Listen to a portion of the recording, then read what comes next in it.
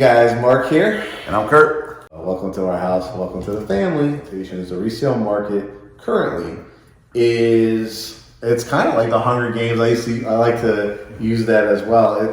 But the overall message for it is you really need an experienced agent, brokerage firm like GreatHomesATL, because this is not a market to play without representation. Well, no, because I mean, there's so many different strategies that you kind of have to put together for your clients for resale. It's not it's definitely not the market now where you just go out and you throw a lowball offer or a window shop or window shop. I mean, and you know, I think we rub some clients the wrong way, to be honest. At least I have, because I think, you know, we have clients that expect that window shopping sort of like experience. Yeah. And, you know, maybe there are agents out there that just are not busy, just don't have a large book of business like we do. But this is, it's just not an effective use of anybody's time to window shop in the resale market, because now we're seeing multiple offers being put on homes. I mean, there was one just last week that Hope did. Yep. Hope had a listing. And in the middle of an ice storm, I think she got well over 10 offers. Listed on a Saturday. And this is what we're finding in the market is that, you know, especially it's very difficult for relocation buyers that aren't here in Atlanta, because they'll see something that they like, right? Yeah. And then they're not coming to town for 2 weeks. Guaranteed, if the house is decent looking, it's a good location, maybe if it's a good school district, it's gone. So it truly is a market where you first have to have that pre-approval and know your numbers. Let's talk a little bit about that. Yeah, I mean, and I'm glad you brought that up first, because, you know, yes, a lot of people are getting their pre-approval now, so that is a good thing. And they see, but you're going to get a good house. You're going to get right. I think, because everything, I hate when people use that term like the dream house. Well, let me go back. Let me take a step back. Yeah. And so let's talk about that pre-approval. The pre-approval it used to be just so that people knew whether or not a mortgage they even qualify to get a mortgage. Right. But now in this current competitive and hyper aggressive market, like, you have to dive deeper than just knowing how much you're approved for. Yep. You have to really know, what do you look like financially?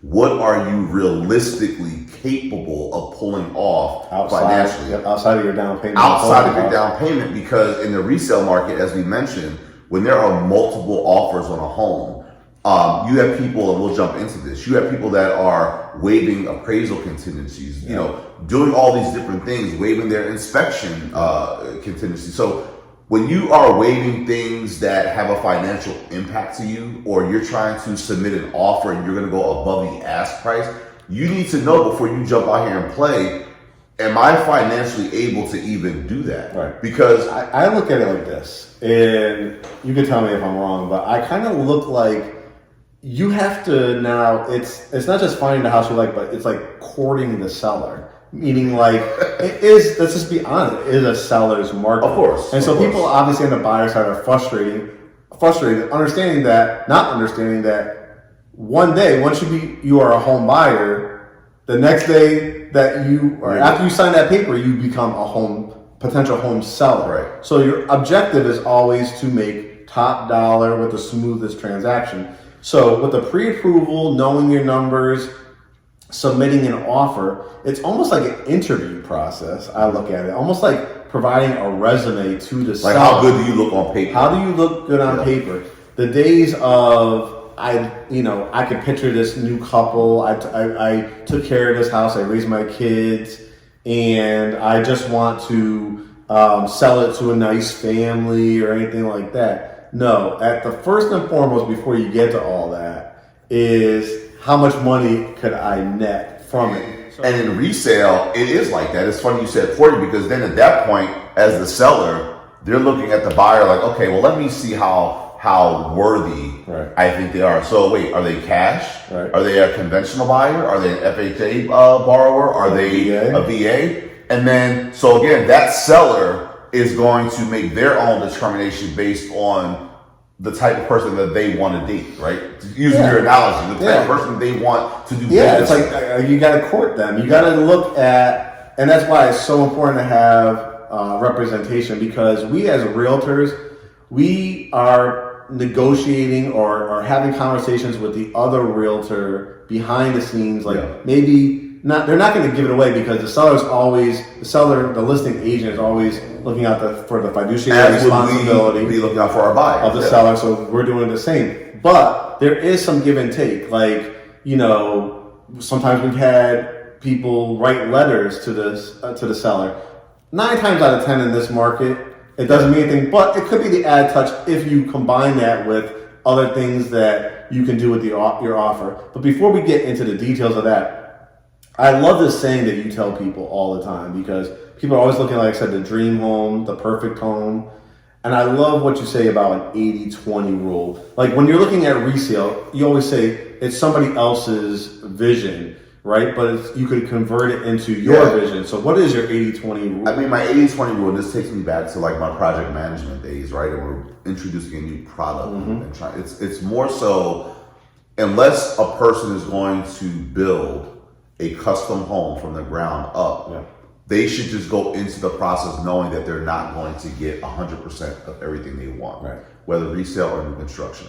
But in the case of resale, even more specific, it's even more of a challenge because if you're going in to buy someone else's home, they've staged it, they've decorated, they've done upgrades to what they like, to what they prefer. So you going in, if you find a home that has really good bones and has 80% of what you're looking for, because you are already going into it as, I know this home can't have 100% of what I want because I didn't build it, right? Let's give people an example. Like, you're not going to be able to change if a house doesn't have a 2-story family room. You're not, unless you're going to put a whole lot of work into it. Realistically, no. But if you're like, I hate the color of these floors, I'm not a carpet person, right? Those are the type of things you can do. But so many people in this market, and it's just not the market for them, so many people will love a house but can't get past the kitchen cabinet colors. Or they will love a house but can't get past the fact that there's carpet upstairs. And so the time that it takes them to muster that around their head, to figure out, well, could I or can't I? Guess what? The house is gone. So they've taken the thought, you don't have to think about it anymore. And so having realistic expectations in this market is key. And I think where some people get into trouble, and I'm going to say this, when it comes to your location, we often tell people, come to the table knowing where you want to live. Having some flexibility. That takes 90%. Right. Having some flexibility, but I think maybe the messaging gets lost or people just take having flexibility as like the further extreme. Because we've had people that will come to us and they will ask for McDonough, but then say, my top areas are McDonough, Buckhead, and Villa Rica. Now, those are... It's usually people that haven't been to Atlanta. Right. So it's more so, if you're in the resale market and you know that for your reasons and for your family's needs, you need to be in Douglasville. Or that school district. Or a particular school district. So you have to see what... You have to see what that offers. But what people are doing now is they're just jumping all over the Atlanta metro area. Like they're reacting. They wanted Douglasville, but it's taking too long for them to find something. So now they're like, okay, fine. I'm going to go look out in Fairburn. And it's like, oh, I've been looking there for 2 weeks. And I'm like, okay, I'm going to go look out in Gwinnett County. You're never going to land somewhere because you're constantly reacting to the market. What you need to do and what we try to tell our clients is stay the course. If this is what you want and this is where you need to have it, let's just stay the course and wait for it to pop up. Because by you jumping around from every city, it's so hard to nail down something because we're all over the place. I just want to give a couple examples because, you know, how the resale, like there is no rhyme or reason, right? And you can't, no 2 deals are alike. I just wanted to give 2 quick examples. We took a couple out probably around last April and stuff like that. And we literally went out probably for 4 weekends in a row. And we'll talk about a little about strategies and stuff like that in a second, contingencies and stuff.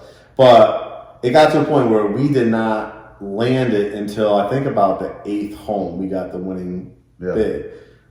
Another couple, it was like, I forget if it was one of those iBuying companies or something like that. We just ended up hitting it and we got our offer accepted at the first time. Now, let's talk a little bit about how we approach a deal and what you should be looking for in when you're submitting a contract? We always say we can't guarantee anything, right? So we're just going to give you some tips. We're just giving you tips to give you the highest probability. Because you're presenting, like you said, you're courting the seller. Yeah. You start with like the offer, right? A buyer has the highest rate of success in having their offer accepted if they present a very strong competitive offer. What does that mean? That means in this market, if it's a nice house, you should present your offer knowing that there's at least 10 other people that also think it's a nice house. Which means no under ask price offers. No, you probably shouldn't even ask. You probably shouldn't even offer full. Right. You should give that seller an above ask offer because again, you're courting them. So you wanna make them feel like they're the most special house in the world. So give them that $10,000 over the ask price. Right. Not saying you're going to get it, but give them that. Let's start with that. And that's why it's important to have representation because realtors have what are called like access to comps. We can run comps. We can know what comparable house in that subdivision, that community, that area is. So we start off by saying, are there multiple offers on the house? If there is, we automatically know that we're going to have to most likely, and we have to have a buyer that's willing to go over ask price. Yes. Number two, what'd you say about earnest money? What would you do with earnest money? Number two, I would say the $2,500, no, don't even bother.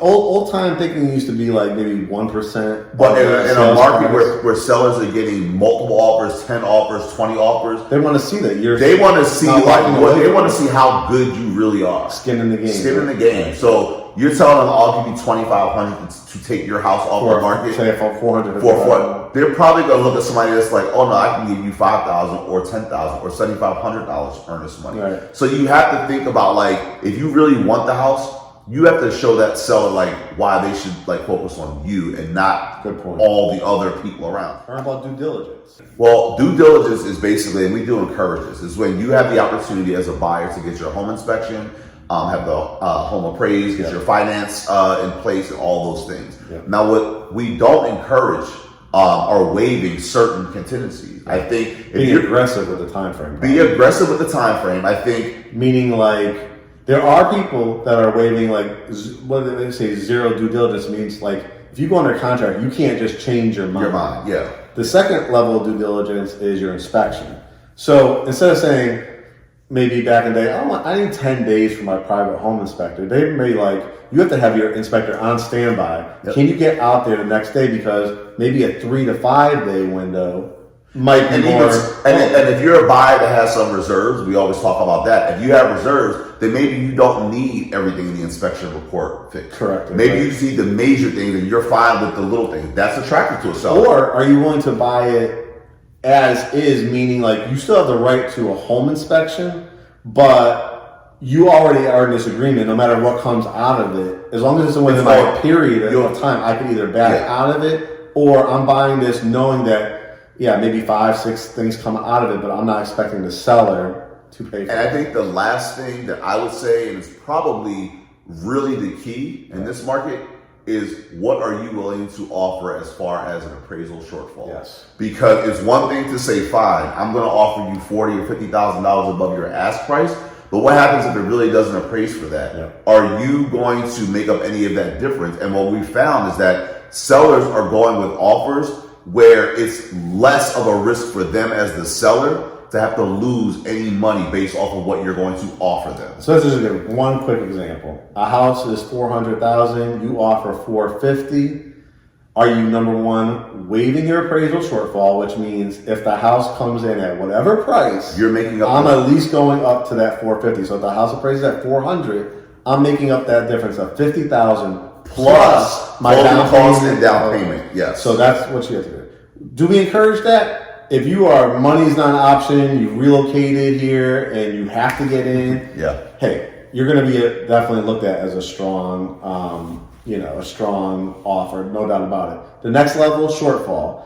The house appraises at $450,000, and you offer $450,000. The house appraises at $450,000. The house appraises at $410,000. You're not making up that $10,000 difference, not that whole amount if it was like over 410. Yeah. So that's something to consider. And then just to wrap this all up in like one bow, what's the strongest message from all this? Get great representation. Get great representation. Know your numbers. Come in on paper and with the conversations with your realtor, knowing your numbers to present a great courting of that. I agree.